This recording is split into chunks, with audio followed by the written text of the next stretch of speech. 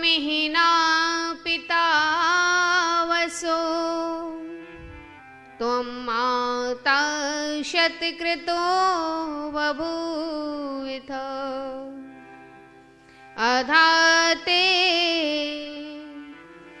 सुन्नमीमहे अधाते सुन्नमीमहे। मात तुही गुरु तात तुही पितु भ्रात तुही धन धान्य हमारो ईश तुही मम शीश तुही प्रभु राखन हारो। राव तुही उमराव तुही सद्भाव तुही नैनन को तारो सार तुही करतार तुही घर बार तुही परिवार हमारो घर बार तुही परिवार हमारो। ऐ ज्योति पुंज भगवन मेरे मन में क्यों अंधेरा ऐ ज्योति पुंज भगवन मेरे मन में क्यों अंधेरा जबकि हृदय गुहा में हरदम निवास तेरा ऐ ज्योति पुंज भगवन मेरे मन में क्यों अंधेरा मेरे मन तेरी उपस्थिति को यदि मन न जान पाए तेरी उपस्थिति को यदि मन न जान पाए यदि मन न जान पाए प्रभु इससे बढ़ के होगा प्रभु इससे बढ़ के होगा क्या मंद भाग्य मेरा प्रभु इससे बढ़ के होगा क्या मंद भाग्य मेरा ऐ ज्योति पुंज भगवन मेरे मन में क्यों अंधेरा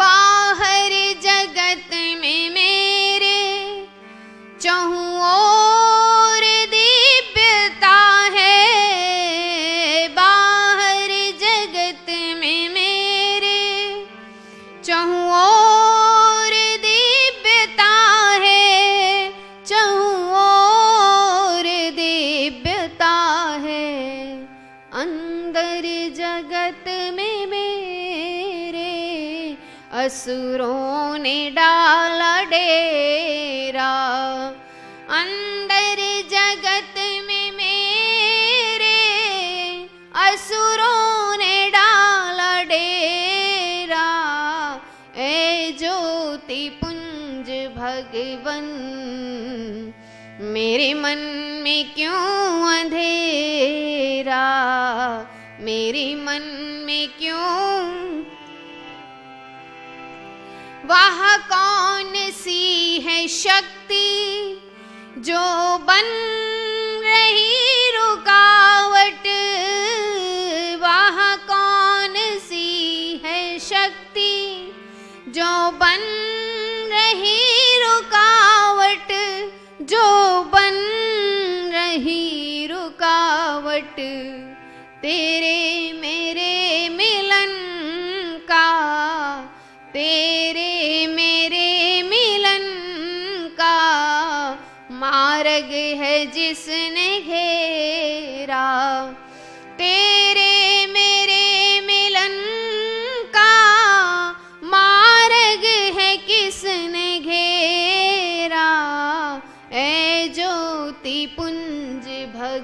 मन, मेरी मन में क्यों अंधेरा, मेरी मन में क्यों अंधेरा, मेरी मन में क्यों अंधेरा।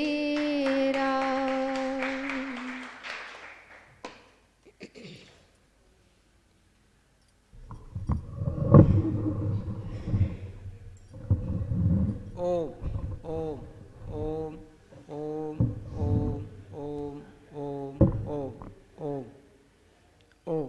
कमर सीधी करके बैठे। मूलाधार चक्र को ऊपर को खींचते हुए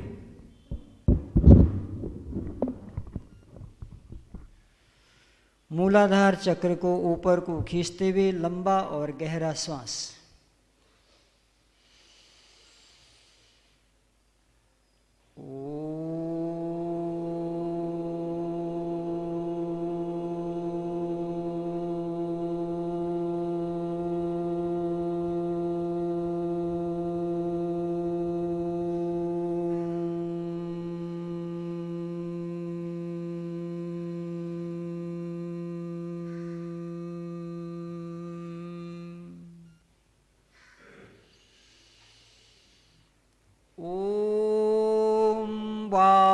वायुरनिलम् अमृतं मथेदं भस्मान्तगुं शरीरम्। ॐ क्रतो स्मर क्लिवे स्मर कृतं स्मर। ॐ शान्ति शांति शांति। श्वास में ओम जप वृथा श्वास ना खो, ना जाने इस श्वास का आवन हो ये न हो। विष का विषधर जब डसे ओम जड़ी चबा, है नाग दमन यह औषधि बाहर ढूंढन न जा। है नाग दमन यह औषधि बाहर ढूंढन न जा। बोले ओम वायुर अनिलम अमृतम मथेदम भस्मान्तगुं शरीरम। ओम क्रतोस्मर क्लिवेस्मर कृतं स्मर। ओम शांति शांति शांति ही। ओम हे सर्वरक्षक परमात्मा, यह वायु जीवात्मा अनिलम अशरीरी अमृतम अमर है, अथ और इदम शरीरम यह शरीर भस्मान्तगुं नष्ट होने वाला है। क्रतो हे कर्मशील जीवात्मा ओम स्मर, ओम का स्मरण कर। क्लिवे स्मर, अपने सामर्थ्य को बढ़ा। कृतं स्मर, अपने पिछले कर्मों को याद कर। ओम शांति शांति शांति ही। इस मंत्र में परमेश्वर बता रहे हैं कि मनुष्य को 3 चीजों को जानना है। पहला ओम जो सर्वरक्षक है, दूसरा जीवात्मा जो अजर अमर अविनाशी है, और तीसरी प्रकृति जो नाशवान है। अब इन तीनों को जानने का उपाय क्या है? तो तो उपाय बताया स्तुति, प्रार्थना और उपासना। कि स्तुति क्या है? स्तुति के बारे में बताया कि परमेश्वर के, जीवात्मा के और प्रकृति के गुण, कर्म और स्वभाव को यथार्थ रूप से जानना। प्रार्थना क्या है? कि अपने अभाव की पूर्ति के लिए किसी सामर्थ्यवान से कुछ मांगना, ये प्रार्थना। कि स्तुति का फल क्या होगा? स्तुति का फल होगा कि ईश्वर से प्रेम बढ़ेगा। प्रार्थना का फल क्या होगा? कि प्रार्थना से अभिमान नष्ट होगा। अब आता है तीसरा नंबर उपासना का, जिसको आज हम प्रारंभ करने जा रहे हैं। स्तुति और प्रार्थना मैंने विस्तार से आपको समझाया है। आज उपासना में प्रकरण में प्रवेश करते हैं। उपधन आसन उपासना। उप मन समीप, आसन मन स्थिर होकर के बैठना। परमात्मा के समीप स्थिर होकर के, चंचलता बिल्कुल नहीं, एकदम स्थिर होकर के। जो स्थिर नहीं हो पाएगा वो परमात्मा को प्राप्त नहीं कर सकता है, क्योंकि चंचलता मन का धर्म है। किसका धर्म है? मन का धर्म है। और आनंद परमात्मा का धर्म है। तो इसलिए आनंद को प्राप्त करने के लिए आत्मा को स्थिर होना पड़ेगा। इसलिए यम नियम आसन, तीसरा स्टेप है आसन। कि परमात्मा स्थिर है, इसलिए जीवात्मा को भी स्थिर होकर बैठना पड़ेगा। जब तक आसन की सिद्धि नहीं होती तब तक अगला स्टेप काम नहीं करता। आसन की सिद्धि होगी तो प्राणायाम की सिद्धि होगी। आसन प्राणायाम सिद्ध होगा तब प्रत्याहार की सिद्धि होगी। जब आसन प्राणायाम प्रत्याहार सिद्ध हो जाएगा तब धारणा बनेगी, और जब धारणा बनेगी तब ध्यान लगेगा। इसी का नाम है उपासना। उप समीपे परमात्मा, परमात्मा के नजदीक बैठना। अब परमेश्वर के समीप बैठने के लिए 3 साधन हैं क्रिया योग की। किसके हैं? क्रिया योग। क्रिया योग का मतलब होता है कि जीवात्मा बिना किए रह नहीं पाता है। इसको कुछ न कुछ करना इसका स्वभाव है। अगर शरीर इसका बैठा भी रहेगा तो मन से खुरापात करेगा जरूर कुछ न कुछ। तो इसलिए परमात्मा ने ये व्यवस्था दिया कि तुम करते हुए भी ईश्वर को पा सकते हो। मान लिया जाए तुम ध्यान नहीं लगा पा रहे हो, या सामर्थ्य नहीं है, शरीर जवाब नहीं दे रहा है ध्यान लगाने के लिए, आसन में बैठने के लिए, तो बोला क्रिया योग कर सकते हो। अब क्रिया योग के 3 साधन हैं। कितने साधन हैं? पहला है शरीर, दूसरा है मन, और तीसरी है आत्मा। ठीक है? शरीर, मन और आत्मा। ये जो हम बुद्धि की बात करते हैं, चित्त की बात करते हैं, अहंकार की बात करते हैं, ये सब अंतःकरण में आ जाता है। मन कहो तो बुद्धि चित्त अहंकार समझ लो, बुद्धि कहो तो मन चित्त अहंकार समझ लो, अहंकार कहो तो मन बुद्धि चित्त समझ लो, क्योंकि ये चारों एक दूसरे के सहयोगी हैं। जहाँ मन होगा वहाँ बुद्धि भी होगी, चित्त भी होगा, अहंकार भी होगा। जहाँ बुद्धि होगी वहाँ मन भी होगा, चित्त भी होगा, अहंकार भी होगा। तो एक शब्द के बोलने से चारों चीज को समझ लीजिए कि यह अंतःकरण की बात हो रही है। ठीक है? तो सबसे पहले शरीर। पहला साधन क्या है? शरीर। शरीर माध्यम खलु धर्म साधनम। संसार में आकर के जो कुछ भी प्राप्त करना है उसकी प्राप्ति का जो माध्यम है वो शरीर है। अब शरीर के बारे में महात्मा भर्तृहरि जी सावधान कर रहे हैं। अब क्या कह रहे हैं सुनो। भर्तृहरि बहुत बड़े विद्वान हुए, योगी हुए। उन्होंने संसार को भी देखा, संसार के व्यवहार को भी देखा और वैराग्य का भी आनंद लिया। एक व्यक्ति में तीनों गुण होना बड़ा दुर्लभ होता है। जिसने शरीर के भोगों का भी अनुभव किया हो, संसार के व्यवहार का भी अनुभव किया हो और वैराग्य से परमात्मा की प्राप्ति का भी अनुभव किया हो। तो उन अनुभवों को उन्होंने 3 शतकों में लिखा। श्रृंगार शतकम, वैराग्य शतकम और नीति शतकम। तो अब यहाँ पर भर्तृहरि जी वैराग्य शतकम में क्या लिख रहे हैं? कह रहे हे मनुष्य सुनो, यावत स्वस्थ इदम शरीरम अरुजम यावच्च दूरे जरा। पहली पंक्ति है, अब इसका अर्थ सुनो। महात्मा भर्तृहरि कह रहे हैं जब तक शरीर स्वस्थ और निरोग है, कंडीशन लगा दी उन्होंने कि हे मनुष्य सुनो, जब तक शरीर स्वस्थ और निरोग है, यावच्च दूरे जरा, और जब तक बुढ़ापा दूर है। क्या कहा? जब तक बुढ़ापा दूर है।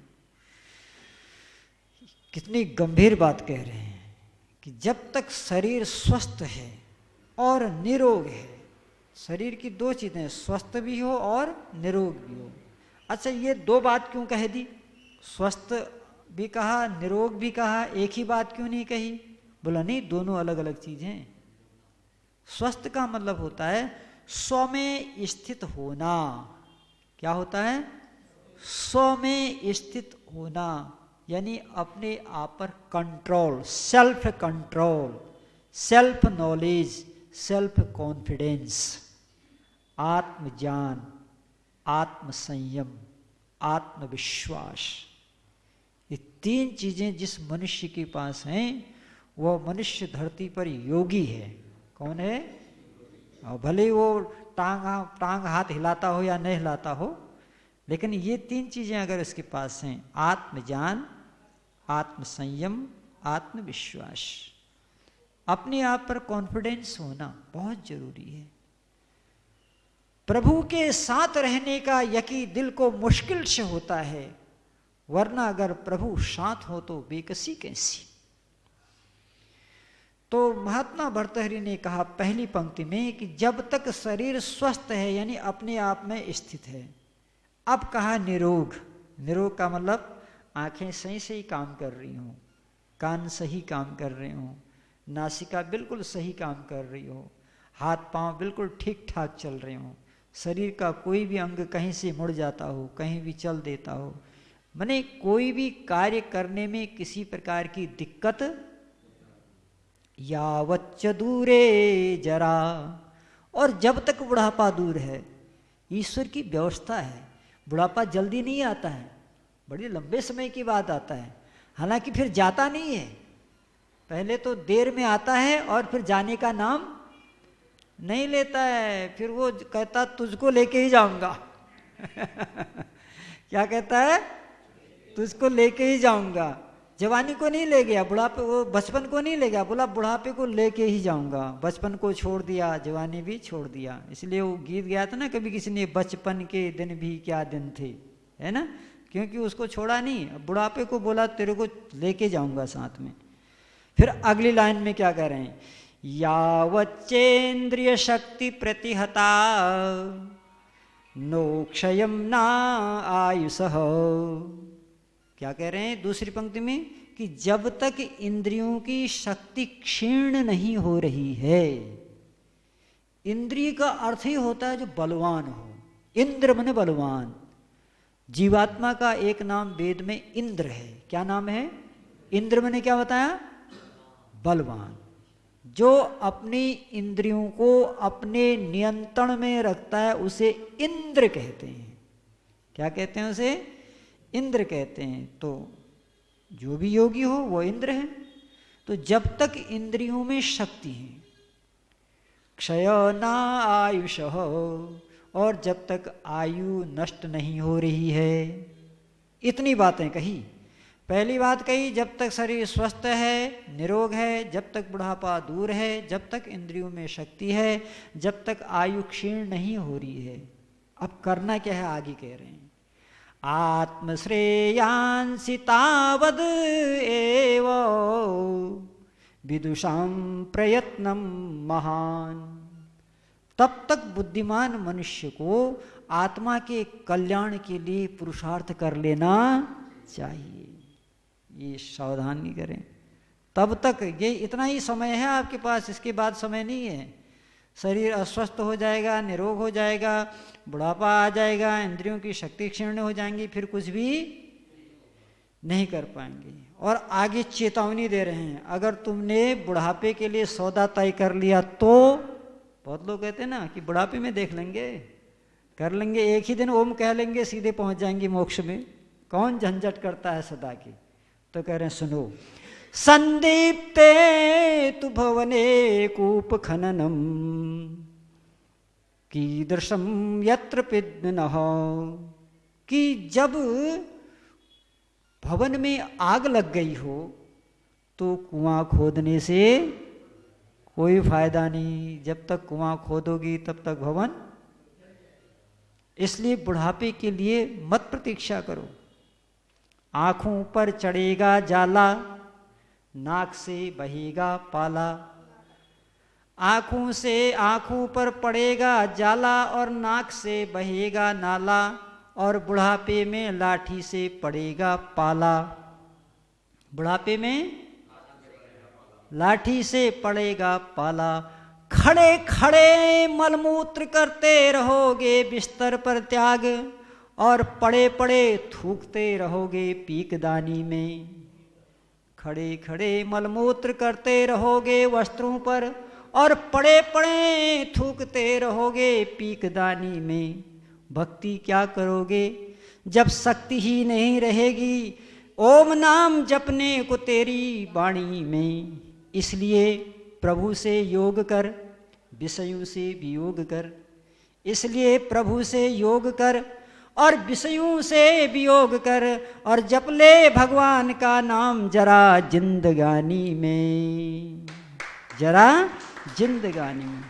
जगत में चिंता मिटी उन्हीं की, जगत में चिंता मिटी उन्हीं की, जो तेरे चरणों में आ पड़े हैं। जगत में चिंता मिटी उन्हीं की, जो तेरे चरणों में आ पड़े। उन्हीं को दर्शन हुए हैं तेरे, उन्हीं को दर्शन हुए हैं तेरे, जो तेरे चरणों में आ पड़े हैं। जगत में चिंता मिटी उन्हीं की, जो तेरे चरणों में आ। न पाया तुझको अमीर बनकर, न पाया तुझको गरीब बनकर, न पाया तुझको अमीर बनकर, न पाई को गरीब बनकर। उन्हीं को दर्शन हुए हैं तेरे, जो तेरे चरणों में आ पड़ी हैं। जगत में चिंता मिटी उन्हीं की, जो तेरे चरणों। कर जवानी में इबादत, कर जवानी में इबादत काहली अच्छी नहीं, जब बुढ़ापा आ गया तो बात बन सकती। इसलिए ये मत सोचिए कि बुढ़ापा आएगा, आराम से बैठेंगे, आंख मूंदेंगे, ओम कहेंगे, व्योम में चले जाएंगे, तो ये असंभव है। इसलिए भर्तृहरि महाराज कह रहे हैं कि जब तक शरीर स्वस्थ है तो उपासना का जो पहला आयाम है वह शुद्ध शरीर। क्या है? शुद्ध शरीर। सुंदर वस्त्र, सुंदर भोजन से शुद्ध शरीर का मतलब नहीं है। शुद्ध शरीर का मतलब है जो उपासना में बैठ सके, चिंतन कर सके, मनन कर सके, परोपकार कर सके। ठीक है। एक आदमी लगभग 90 साल का होगा, भगवान के मंदिर में गया और हाथ जोड़ रहा है, तन मन धन सब कुछ है तेरा, स्वामी सब कुछ है तेरा। मैंने कहा ये भले आदमी, तन तेरे खुद का काम नहीं है, मन तेरा पता नहीं कहाँ कहाँ डोल रहा है, धन तेरे पास है नहीं, घर वालों ने भगा दिया जा मंदिर में जा, तो अब तू क्या करेगा? अब तेरे इस जर्जर शरीर का भगवान भी क्या करेंगे? इसलिए अगर कोई बच्चा कहे तन मन धन सब कुछ है तेरा, तो बात ठीक ठाक है, क्योंकि अभी इसके पास तन भी बढ़िया है, मन भी चंगा है, धन कमा ही लेगा तो कुछ काम करेगा समाज का। और जिसका जीवन शेष रह गया हो, अवशेष रह गया हो, वो कहे तन मन धन तेरा, ये उपहास और मजाक नहीं है तो क्या है। इसलिए ऐसी स्थिति हमारी ना आए, उस समय हमको ये नहीं कहना पड़े, बुढ़ापे में तो ये कहें कि प्रभु जो करना था कर दिया, अब तो बस आराम कर रहे हैं, अब हमको भजन भी नहीं करना है, क्योंकि अब शरीर में भजन करने की शक्ति है ही नहीं। हमने जो कर दिया वही अब हमको वृक्ष के रूप में, बीज के रूप में मिलना है। तुलसी यह तन खेत है, मन बिच कर्म किसान, पाप पुण्य दो बीज हैं, बवे सुलभे निदान। क्या कह रहे हैं महात्मा तुलसीदास, ये शरीर एक खेत की तरह है। इस शरीर में खेती करने वाला किसान है जिसका नाम मन है। किसान का नाम क्या है? शरीर क्या है? खेत। किसान कौन है? पाप पुण्य दो बीज हैं। बीज कौन है? पाप और पुण्य का। बवे सुलभे निदान, जैसा बीज बोया है वैसा ही। अगर पाप में आपका दिल नहीं है, अगर पाप में आपका दिल नहीं है, तो ईश्वर का मिलना भी मुश्किल नहीं है, ईश्वर का मिलना भी मुश्किल नहीं। जिसे दुनिया कहते हैं ऐ दुनिया वालों, जिसे दुनिया कहते हैं ऐ दुनिया वालों, ये रण क्षेत्र है कोई महफिल नहीं है, ये रण क्षेत्र है कोई महफिल नहीं है। अगर पाप में आपका दिल नहीं है, तो ईश्वर का मिलना भी। इसलिए उपासना के लिए पापों से बचना होगा और उसके लिए शरीर को शुद्ध करना पड़ेगा। ये उपासना का पहला बिंदु है। अगले बिंदु पर चर्चा शेष आने वाले समय में करते हैं। बहुत बहुत धन्यवाद।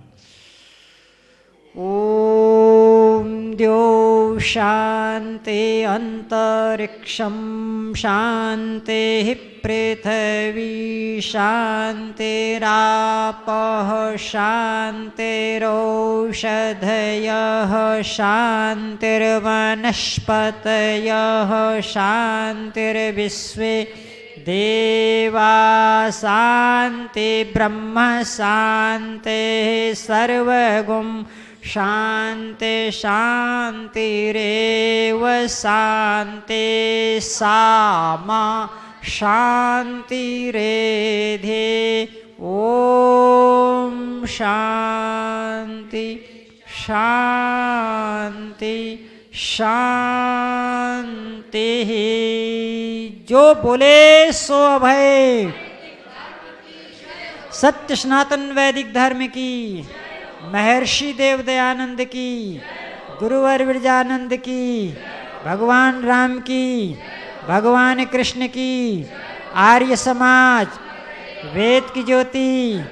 ओम का झंडा। वैदिक ध्वनि।